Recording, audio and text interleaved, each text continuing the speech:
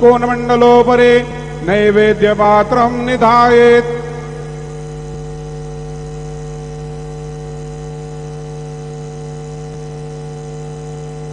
गायत्री मंत्राणि पात्रान् सम्प्रोक्षयेत्। धेनुमुद्रयाम् अमृते कृत्य ग्रासमुद्रयां प्रादर्शयेत्। नैवेद्यं निवेदयामि।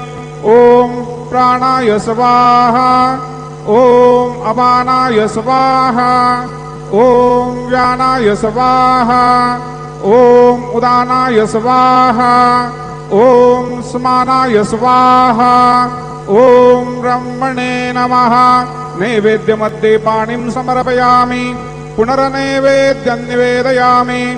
ॐ प्राणाय स्वाहा, ॐ अपानाय स्वाहा, ॐ व्यानाय स्वाहा, ॐ उदानाय स्वाहा, ॐ समानाय स्वाहा, ॐ ब्रह्मणे नमः।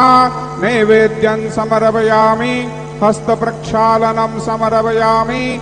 मुखप्रक्षालनं समर्पयामि। शेषोपचारार्थे प्रार्थनापूर्वक नमस्कारं करोमि। तथा च मंगल आरारक्य दीपं दर्शयामि।